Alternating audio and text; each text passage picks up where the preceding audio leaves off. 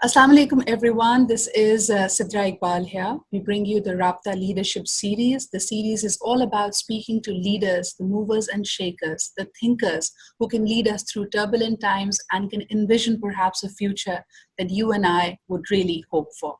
So right now, the world is amidst a crisis, but sometimes when we are looking at short-term goals, we miss out the big picture, which often results in winning a battle, but perhaps losing a war. So we have a very prominent thinker and speaker amongst us today. I'll be speaking to Mr. Ikram Sehgal, who needs no introduction. He's the author of many books. He's an analyst when it comes to the socio-political scenario, a frequent senior visitor to the World Economic Forum for many years. And today we have the privilege of picking on his brains to know what he thinks the leadership in Pakistan is thinking about the challenge and how prepared they may be. Assalamu alaikum, and thank you for joining us, Mr. Ikram Sehgal. Ikram Sahab, to begin with, the reports which are coming in for Pakistan right now, they're rather alarming. From the world which was praising Pakistan's role at the beginning when we had patient zero come in, to right now, fast forward to the end of April 2020, we seem to have somehow, have come under the water because of this challenge. What is your opinion about the macro picture? Are we winning this war, or we are in serious trouble? I think we've got a mixed scenario here. Mm-hmm. First of all, we must say this, that you are right. We were in the beginning sort of on top of it. But I think we got taken away with the fact that we had very little of the virus hit us in the beginning. Mm-hmm. And even though we had alarming signals coming from all across the world, and different signals and different let us say, scenarios, we did start, and I must commend not only the federal government, but the provincial governments also. In their own way, they did start. But somewhere, you must understand that in some areas, they did make headway. They got the NDMA involved. They tried to sort of coordinate the health factor. They got the army involved by making a National Coordination Command Center, right? And obviously, as far as the information is concerned, even now, yesterday we heard that the ISI's track and trace system is also being used to this thing. So a lot of headway that side has been made. Where the problems have arisen is a lot of rhetoric, not much implementation of that. To start with, you take the lockdowns. The lockdowns are taking place. It could never have been a total lockdown in Pakistan because the reason that we are totally different to Wuhan. In Wuhan, just to give you an idea, Wuhan has about 19 million residents, right?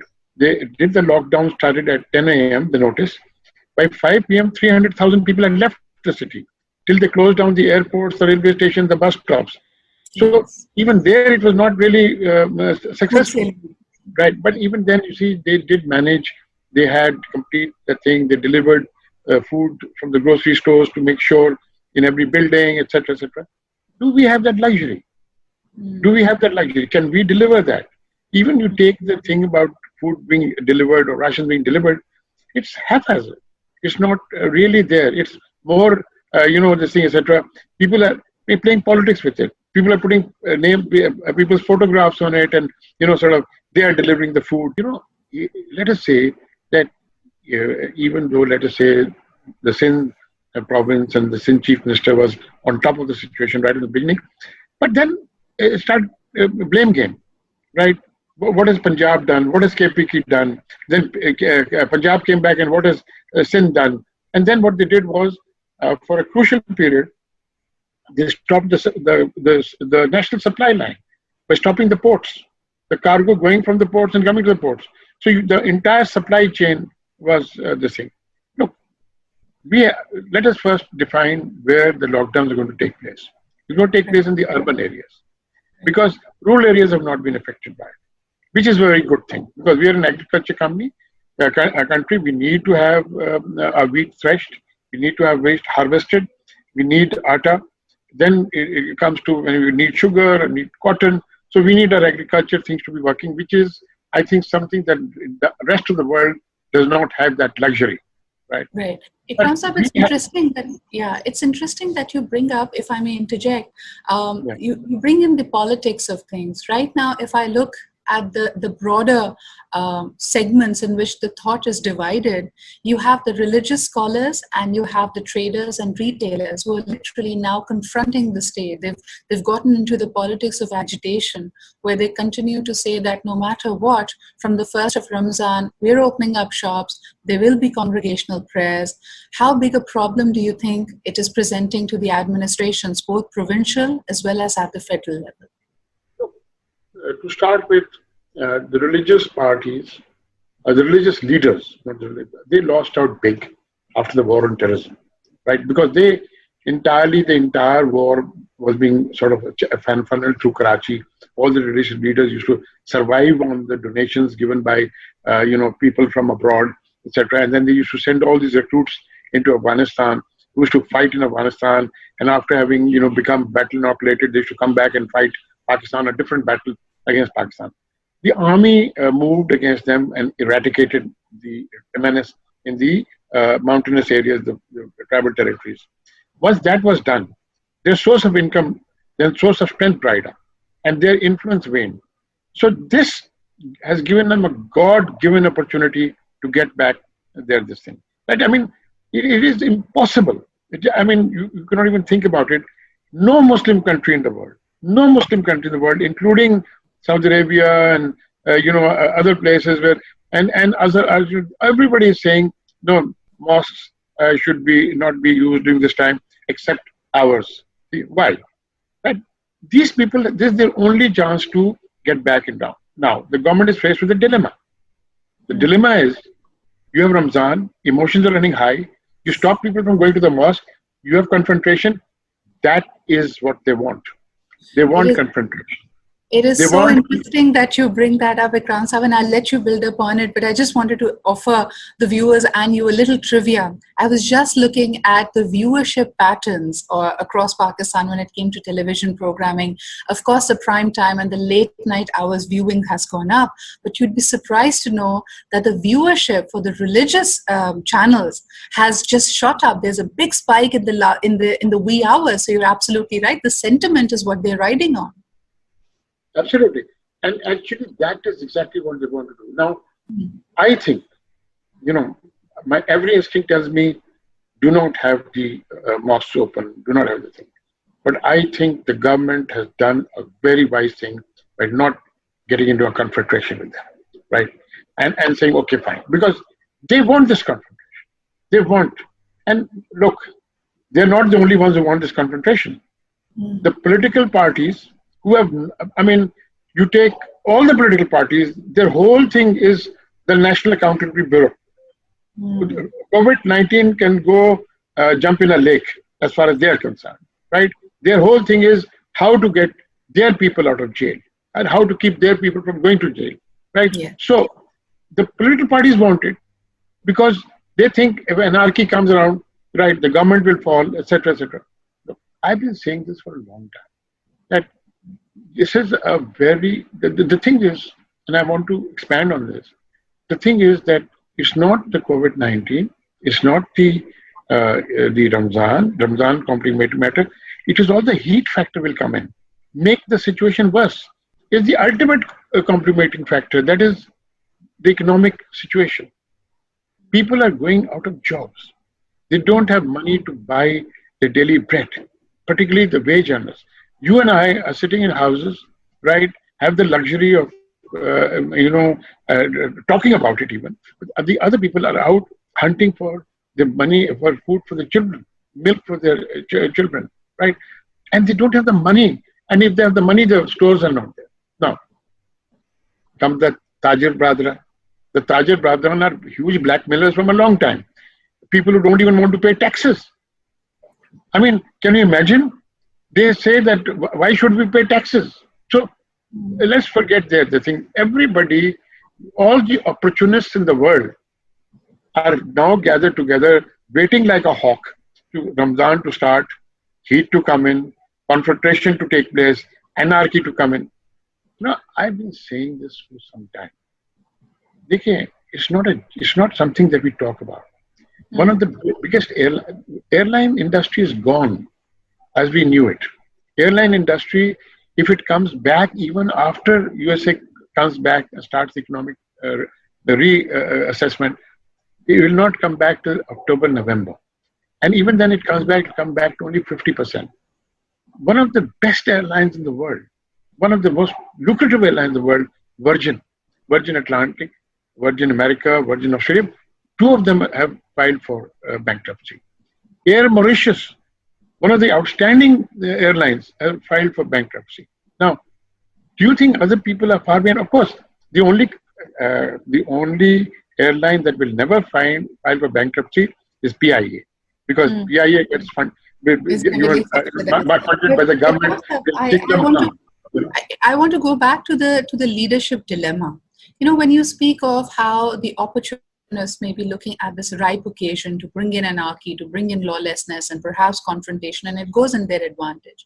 Do you think Prime Minister Imran Khan perhaps jumped the gun when in his first address only he started to speak of daily wages? He's the one who created the wedge in his address and said why he is against the lockdown. He gave us the impression that this is not something he willingly wants to do. And then perhaps it's the only thing that he needs to do. And once he had presented that problem statement, came the relief package, which is, okay, here's the problem for the daily wages. There you go. I present to you Pakistan's biggest relief bill. Now, the problem is he was very well aware that we don't have the systems in place to even get that ration or that stipend out to the vulnerable community. So isn't he opening himself to more fire that way? Look, let me put it to you, Imran. I think Imran Khan was very right by talking about the daily wages right from the beginning. We have a large daily wage committee. We cannot sweep it under the carpet. They are the ones who have to fend on their daily wages for their children and for their families, right? I think, we have a very sincere, honest man as Prime Minister. He himself has got a very clear this thing. He will make mistakes. He will make, and he has made mistakes. But the sincere intent has been behind it. The thing is that, yes, mistakes have been made. Mistakes have been made, but mistakes have been made in the United States of America. Yes. Mistakes have been made in Iran. Mistakes have been made in China. Right? Everywhere that this coronavirus has come, there mistakes have been made. Now, because it's an unprecedented challenge for the leaderships. I don't think any government in the world can claim to be prepared for it. The thing is, are we going to learn from our mistakes? Yes. Are we going to say, fine, this is a mistake we made, let's be honest about it, let's not cover it up, let's see what we can do to this thing, etc. There Imran Khan is ahead of other people. He owns up straight away if he has made a mistake. I think there's a long way to go. I, for example, feel that the situation is such, and look, leaving aside the economic downturn, which is not yet, you ain't seen nothing yet. The moment after the Ramzan, the heat, you survive this, then come the floods, and the economic downturn is taking place. I think we need to go back to the Constitution, and we've got to say, okay, under the Constitution, and look at the courts. I'm sorry to say this. I have a lot of respect for the Supreme Court and for the High Courts, because, the last a few years, they have done a lot of things. We are doing a lot of accountability because of their activism, right? And that is unsurpassed in this country. You can say anything you like about Mia Saqib, right? Saqib Nisar, but the fact is he started this process where accountability now, and Justice Javed Iqbal has been carrying it out. But you see, let us take the wheat and sugar scandal. Would it have ever come to light? It's been happening for 10 years. It's been happening in General Musharraf's time. It would never have come to light. But the fact of the matter remains that courts at the moment are doing things which the bureaucrats are not allowed to function. And the bureaucrats are not allowed to function, you're going to have impediments in the governance.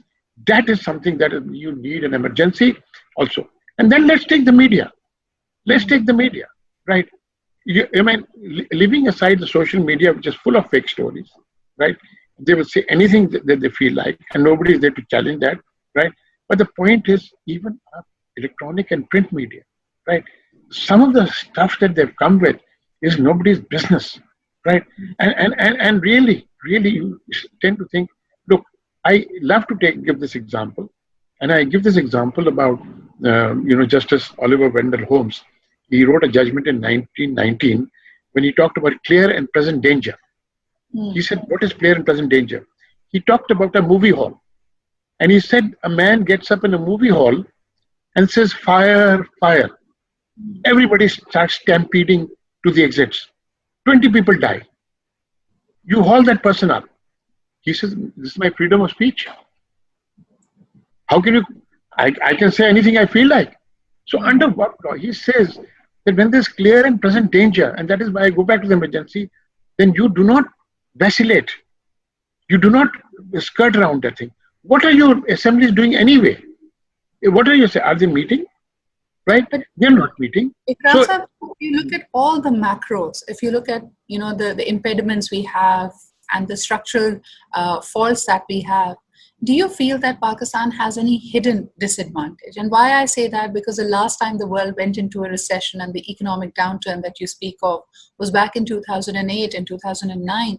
Financial institutions world over, especially in the developing world, they went bankrupt. People who were heavily, mortgaged populations, they faced a different challenge. Food security went away for a number of nations. But Pakistan, being not very sophisticated with its financial mechanisms, as in not really being in that consumer cycle, neither, because we didn't really go that value add route. We had our own food. We had a built-in disadvantage, and we were sort of able to sail through it comparatively unscathed.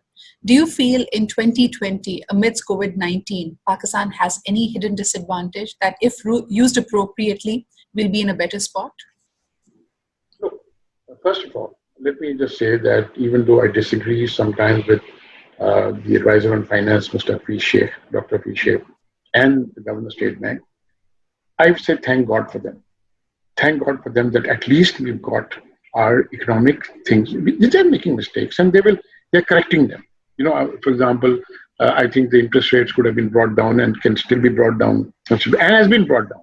Right? In our case, right, I asked for 4%, it's gone down to 3%. Right? So ultimately, I wrote this article called "The State Bank is Protecting Fat Cats," right, and banks. Now, because of the high interest rates, now they brought it down to 3%, which is very good, right? Excellent. The point is, and then Hafiz Sheikh gave a very, very imaginative, very creative monetary policy and fiscal policy. The thing is, our hidden advantage is not so hidden. We can feed ourselves. We produce enough wheat, but the whole of Africa produces less wheat than us. Whole of South America produces less wheat than us. We are 5 or 6 in the sugar production. We've got cotton, so we've got to, by the way, let me set this aside, we've got to keep our textile industry going somehow. And I just want to give you the example that whatever you see, that with the construction industry revival, he's got Malik Riaz behind it, right? His counsel behind it. It is no more, but give him credit for it. I don't agree with Malik Riaz, but the fact of the matter remains that when housing starts take this, an entire chain starts, right? During World War II, right? During World War II, the Americans used Lucky Luciano of the Sicilian Mafia, right? So in a crisis, you use the best available thing to do what is available for this country, right? And I tell you one thing very frankly, that the construction thing is very good. I think we have a lot of, if we can feed ourselves, clothe ourselves, right? And we have enough fruits and vegetables, that is the main thing. Our thing is to make sure the supply lines, the supply chains keep intact, number one. Number two, we've got to break up these cartels, mafias. We've got to break them up. We cannot have feudals producing the sugarcane, producing the wheat, and then processing it, and then commercializing it and then getting rebates on it. It is something, and I think this is the time. And I've said this on your program many times. If they're very lucky, they're not in China. In China, they would have been shot by now. Because if something is not in the public interest and you are doing something. Tolerance for misconstruing the situation. Like just as Very you pointed simple. out, there are Very pockets simple. of opportunists, and economy is mostly your perception. But the perception of the common man has been so diluted. I'll tell you, and I'm probably going to get in trouble for this. The thing is, you if your systems of reporting are compromised, and the intelligence is not getting up the chain, right? That particular information, there is where your problem. How come that and see that the people who were closest to the prime minister, out of the 4 people who were involved, 3 were PTI members. Only one person, was different, right? So how come this information was not going to the prime minister, right? Where were our intelligence agencies? What were they doing, right? They should have gone and sat on the prime minister's doorstep and said, "This is happening." Right. Unless they were compromised by these people, right? And which is quite sad because if you can wine and dine everybody, right? If you can, promise them the moon, then you can, the thing, etc. In Pakistan at one time, I'm sorry to say this, in Pakistan they said, don't get good lawyers, buy good judges, right? I mean, this used to be a few years back. This was very famous in Pakistan. But the point is, similarly, what has happened is that our intelligence agencies are not really doing the job. They still are interested only in people who oppose the government, right? So they mix up, let me tell you this thing very frankly, they mixed up anti-government with anti-state, right? The intelligence agencies are supposed to go after people which are anti-state elements. And the people that they are compromised with are the anti-state elements.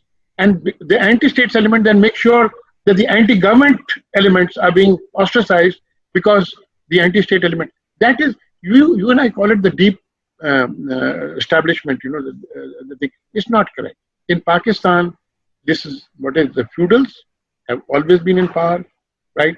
They've got into business. They got into it. They got into industry, then they got into business, right? And then they got into politics, right? Now, so you have a whole chain. So, right. So, Ikram, what you've given us is a very comprehensive. What you've given us is a very comprehensive overview of what is happening in Pakistan. But let us open the canvas a little more before we end our conversation today. The World Bank has been cautioning not just Pakistan, but the entire South Asia for a really bad recession. And we're already seeing, skirmishes happening in India. And they have a different way of hijacking the debate. I saw most of their media channels accuse a particular community, the Muslim community in general, to be confronting the government and not abiding by the laws of the lockdown. How do you see the situation brewing in India? What kind of problems would the Modi government be faced with? Look, I hate to predict this because we'll see my thought. I think India is in a meltdown. I think India is in a meltdown because India had a lot of fault lines, which we don't have. The Indians are at the moment being ruled by a minority. Yeah. What is the minority? There are 200 Muslims, there are 200 Dalits, there are 100 million Christians, there are 100 million tribals, right? If you add up all that, that comes to about 600, 650 million. The rest of them are about 400 million, out of which even that 400 million, the Brahmin lot and the merchant lot, the warrior lot, they constitute about 250 million. So they're ruled by a minority, right? Because of that minority and the difference, all the fault lines that were earlier not visible are going to come up visible now, right? It's going to start. You see, they can go and oppress the Muslim community, but there are people within India who do not like it and who are not of the Muslim community. Right, and the fact of the matter remains that these fault lines which are going to happen is going to happen once the anarchy. Now they just managed to put down riots in Bombay, right? And because now, but what has happened is very dangerous. Entire worker community, which used to come from the rural areas, long distances into Bombay or Delhi or they've all gone back to their homes, right? Of course, they're not earning anything. They've gone back to the home, they'll have food to eat, etc. But the industries are coming to a stop. India was already in a recession even before this thing. This recession is going to deepen. This is going to have a lot of effect. All the thing, and see their actual, if you look at their non-productive expenditures, like for example on the military, right? Look at the enormous burden they have, right? For mythical enemies, right? They made Pakistan an enemy out of nothing, right? Just because of Kashmir. The thing is, I think that if you take in the various secession movements in India, starting from the northeast, take the Mizos, the Manipuris, the Nagas, the Bodos, the Assamese, etc. Then take the Naxalites, which are going to come to the fore, who used to rule in 70. Out of 750 districts in India, 70 used to be ruled by Naxalites. Please go and see a Netflix thing, which is a true story, Delhi crime, right? You will find, this is about the girl who was raped on a bus, and you'll find out the Naxalite connections. You will find that India, and with the thing about that thing, you think their relationship with Bangladesh is going to last? When they keep on calling 1.2 million Bangladeshis in Assam as aliens, you think the Bangladesh is going to take back those 1.2 million people? And you think please, the media may keep it down. Please go and see the anti-Indian protests in Bangladesh today, right? So, like this, you have a north-south divide also in India. First of all, the south, which was into IT and developed very well, they want nothing to do with Kashmir. They said, look, settle the issue, right? Then you have the north, which you saw what you call the Hindu belt. The east, Bengal and all, nothing to do with Kashmir. What has happened is that Bihar, then you have UP, you have Maharashtra, Gujarat, and of course Punjab, Haryana, the things that were there. The Sikhs have been alienated already for some time. So you have a very, very, let us say, horrendous situation in India. And I wouldn't like to be in the shoes of Mr. Modi, because he was going to preside over a shining India, right? And I feel that this is a situation where India is going to come to grief, maybe not sooner, but certainly later. So, Ikram Saab, if I understand this correctly, all the countries who were shining examples, China has had its own set of challenges. India, which was, often dubbed to be the biggest winner out of the wave of globalization, and becoming the biggest economy, and all the supporting data that comes with it, is indeed trouble as per your analysis. President Trump also doesn't have a very rosy picture ahead of him. So what will this world post-corona look like? What will this world be post this pandemic? Once everybody has settled their issues, somehow they get out of it, what's at the other side of the tunnel? First of all, globalization will become a historical word. We used to talk about globalization, this, that, etc. You saw the boundaries come up. Now, I just want to correct you about China. Just one. China is already set in motion measures which, because of the authoritarian nature of the regime. Let us not forget. So China has an authoritarian nature, right? Now, because of that, they've set in motion their thing by the end of this year, their growth rate would be from negative back to about 1.2%, right? By the end of this year. By the end of next year, and please you can write it down, maybe I think that their growth rate would be 8 or 9%, because they're going to take advantage of what is happening in the rest of the world. Even as you and I speak, there are Chinese businessmen full of suitcases, full of cashes, going on buying industries and businesses in Europe and America that they find are, need to be, people are selling it out at dirt price, etc. So I think China is going to come out of it all right. Russia, for its own reasons, because of the draconian sanctions that are already on it, will come out it better, right? I think the problems is going to be the oil countries, oil-rich countries. Their oil is going to go on a negative growth. I mean, you can imagine in the United States now, they're paying $37 per barrel to take it away. Whereas it was $40 a barrel was supposed to be getting. Now they're so minus down that they're giving $37 a barrel to take it away. They said, there's a joke going on in America that you go to an Exxon pump, right, to get this thing. And they said, what do we pay you? He said, no, we'll pay you their 2 trucks here of gasoline. You can take it away. So I mean, this is the status, not even a joke anymore. So I think we are looking at a very different world, and we must get used to it. And I tell you what, we've got to. We have the imagination, we have the inclination, we have the resources, we have the talent, we have the brains for it. We need one central. That is why I keep telling people declare an emergency for this reason under the Constitution, right? Under somebody else comes down and decides, outside the Constitution, do it under the Constitution and take those necessary steps that Pakistan comes out of it as maybe a different country, but a better country. Thank you so much, Ikram Sahab. I've always enjoyed your wit and the laser sharp candor.